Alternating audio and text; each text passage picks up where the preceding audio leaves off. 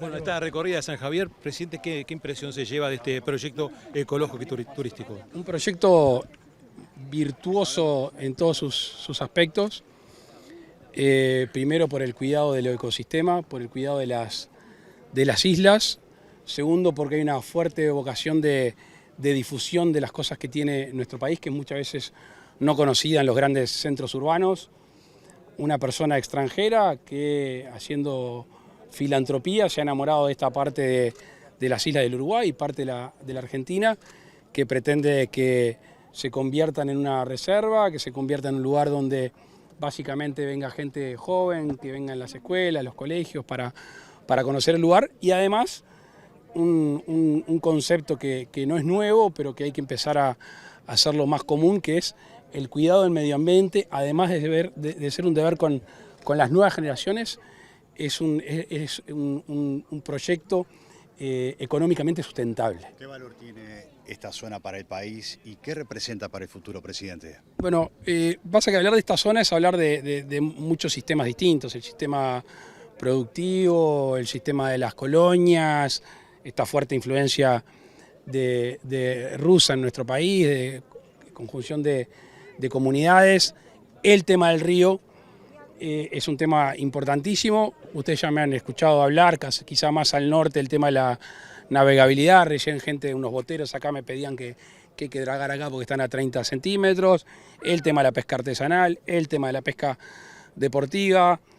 Venía hablando con el ministro de Medio Ambiente, esas tensiones naturales que tiene una sociedad entre lo productivo, lo industrial y lo ambiental, y esas tensiones hay que saberlas equilibrar en su justo término, no solo pensando en el hoy, sino también pensando en las futuras generaciones. Yo creo que es una muy linda iniciativa, una muy linda experiencia, y estoy seguro que se puede convertir en un polo de atracción turístico para el país. O sea que, como decía al principio, es un círculo totalmente virtuoso que queremos estimular y apoyar. ¿Qué inversión tendría este proyecto en particular? Pregúntenle a lo que pone la plata. ¿Hay espacio para más zonas protegidas en el país?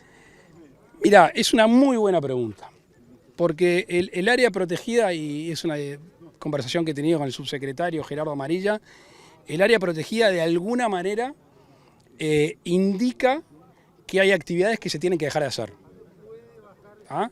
En el este del país tenemos dos áreas protegidas declaradas, que son, no me tomen al pie de la letra, pero una en el torno a 50.000 hectáreas y otra en el torno a 30.000 hectáreas. Allí hay productores pequeños, una básicamente que está en el límite Uruguay-Brasil, ahí en Cerro Largo, que hay gente que de alguna manera le bajó el precio de los campos, no hay producciones que no pueden hacer, y el Estado tampoco es que haya expropiado o se haya quedado con esas tierras. Entonces hay que tener cuidado cuando uno avanza en áreas protegidas, que realmente se pueda aplicar las leyes, los decretos, los reglamentos de área protegida sin perjudicar. Entonces la coexistencia de algunas actividades productivas con las áreas protegidas es un tema a estudiar, y cuando el Estado avanza, no pone negro sobre blanco, que conozca la zona, que realmente sepa si eso que decretó o eso que hizo ley realmente va a ser capaz de sostenerlo económicamente y sin perjudicar a los habitantes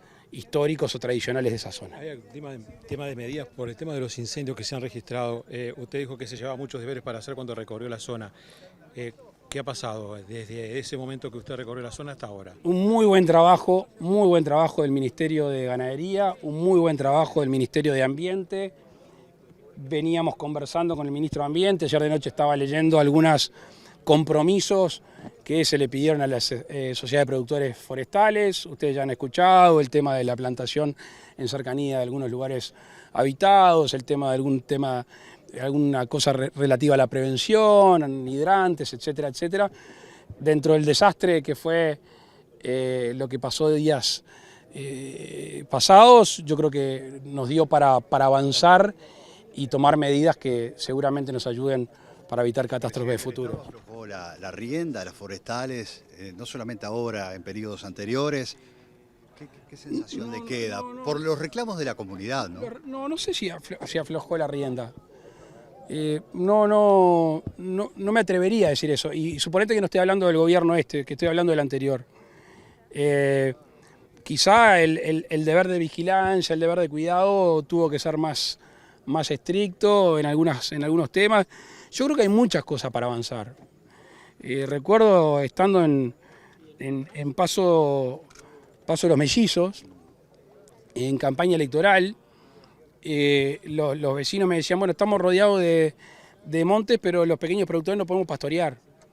Y allí empezamos un diálogo con las forestales, de que no solo pueda pastorear el que tiene 200, 300, 400 cabezas de ganado, que a veces tiene la empresa en regla, tiene una sociedad anónima, bueno, que haya la posibilidad de que se interactúe más, como se está haciendo con los apicultores, con gente de menor extensión, con 6, 7 vacas que, como se ha quedado sin posibilidad, a veces no tiene dónde pastorear y terminan los caminos o termina sin tener. Entonces ese es un avance que tenemos que tener civilizadamente, negociando el Estado con los distintos ministerios, con los productores forestales que tienen sus fundaciones, que tienen su responsabilidad social empresarial. Quizá haya que centrarla más en los pagos cercanos donde están esas plantaciones. ¿Más recursos para bomberos que están ubicados en esas zonas arboladas? Hay que ver si es un tema más recursos. Sé que se está firmando un convenio por parte de la Dirección de Bomberos, Ministerio Interior, con la Sociedad de Productores Forestales para habilitar algún tipo de recurso más. ¿Preocupa la sequía en esta zona principalmente del país? Sí, estamos haciendo casi que baile la lluvia porque hace falta agua allá. Estaba hablando con un productor amigo recién, está dando de comer y no tiene para una semana. Y sabemos que el tema ganadero y el tema agrícola necesita unas lluvias ahora y después una caída de lluvia los últimos de enero, 1 de febrero, estoy hablando específicamente de la soja, en una siembra que ha sido mayor que la del año pasado y en un precio que está $150 arriba de las últimas zafras. Entonces le vendría muy bien al interior del país, ya con el récord de exportación de carne de este año, que ayude la agricultura. Presidente, ayer en la... Sí, perdón. Ahora ya me acordaste, dale. Ayer en la conferencia de prensa hablaba de las situaciones que se generan en la frontera como de Fraiventos, con turistas que al volver le da positivo y quedan varados. Eso del corredor sanitario que anunció, ¿está avanzado? ¿Es cuestión de días? Sí, está avanzado. Ayer fue uno de los temas que el ministro de Salud Pública y el subsecretario hablaron conmigo para terminarlo, para darle forma. Hay que ser muy delicado, ¿no? Porque es específico de gente que, como yo decía ayer en la conferencia, tiene coronavirus acá, es argentina, y tiene que alquilar un hotel, tiene gastos excesivos, tiene su casa del otro lado. Entonces, si le podemos hacer una especie de cordón sanitario para que vaya a su casa y ahí haga la cuarentena y recibir a lo mismo que está pasando uruguayos que están del otro lado, me parece que aún estando con coronavirus activo, la gente la va a pasar un poco mejor en sus casas. Presidente, lo llevó a una situación de Montevideo. Usted se reunió con Carolina Cose por la cuestión del préstamo del BID. Los ediles de la coalición no darían los votos tal como está redactado el proyecto. ¿Cómo está siguiendo ese tema? Lo estoy siguiendo. ¿Sí? ¿Y qué opinión? Lo estoy siguiendo. Hablen con los ediles y con la gente de las autoridades de distintos partidos departamentales. En el caso del Partido Nacional hablaron con Laura Raffo, sé que han hablado con gente del Partido Colorado de otros partidos. ¿Hay margen para una negociación en eso? A ver, no es un tema de competencia mía, formal, primero. Es un tema de que ustedes saben que yo me reúno con todo el mundo, me reúno con la intendente Cose por cuestiones de que tenemos cosas en común y además me parece que la civilización política nacional habla de esas cosas. De ahí a que vaya a meterme en qué van a levantar la mano los ediles de Montevideo, se podrán imaginar que a esta altura mono viejo no sube a palo podrido. ¿Cómo evalúa usted el diálogo que tuvo con el presidente electo del Frente Amplio? Bien, bien. Normal, a la uruguaya. ¿Se recompone ese diálogo con el Frente Amplio que estaba...? Nosotros nunca rompimos el diálogo con nada. Es obvio que no había tan buena relación con el anterior, porque con Ricardo Erlich teníamos buena relación, pero no llevemos esto al tema personales. Es sano que en Uruguay los partidos políticos se hablen, entre todos. ¿Y la coalición multicolor cómo está? ¿Hubo un asado a finales del año pasado? ¿Se quemaron las asperezas? ¿Cómo está funcionando eso? No, lo que pasa es que yo entiendo que a veces es más noticia mi madre siempre me decía, es más noticia cuando un hombre muerde a un perro que cuando un perro muerde a un hombre.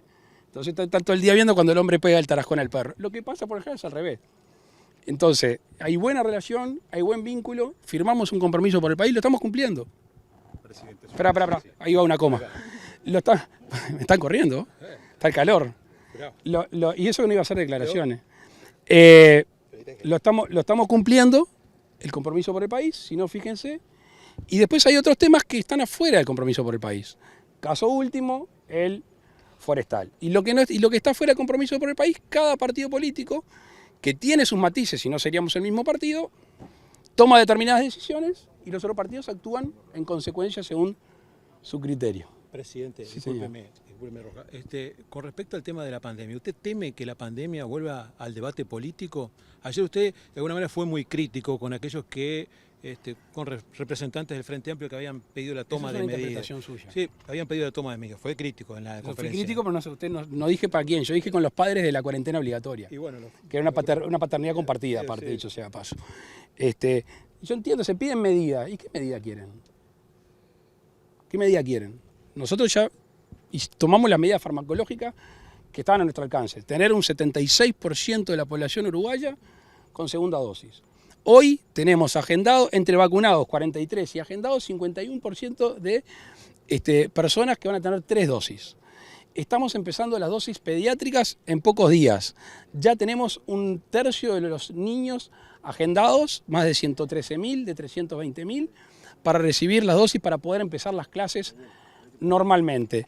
Si además se cuidan en medidas no farmacológicas, en una variante, esto lo dije ayer, estoy repitiendo y no sé si necesitan llenar el informativo, pero en una variante que no es lo agresivo, lo letal como han sido las otras, que ha demostrado en unos países que hay un contagio masivo y después baja, por ahora estamos, aparte ustedes ya saben, y no escapamos a estos conceptos, viviendo una temporada turística, por suerte, bastante buena, según nos dicen los operadores. El turismo no aguantaba otra temporada en cero y sabemos lo que eso significa para muchas familias a lo largo y ancho del país que viven de esta actividad. Por ende, entiendo los reclamos, no le tengo temor a ningún debate político. El día que un dirigente político le tenga temor al debate político es que se equivocó de oficio o profesión. No quiere decir que esté de acuerdo con algunas o muchas cosas que se plantean, sobre todo cuando tiran un centro y no cabecean, porque que digan cuáles son las medidas que se quieren y como siempre las podemos discutir. Ahora, esta situación, presidente, ¿a qué nos llevaría el mes de febrero? Déjame meter una, gracias.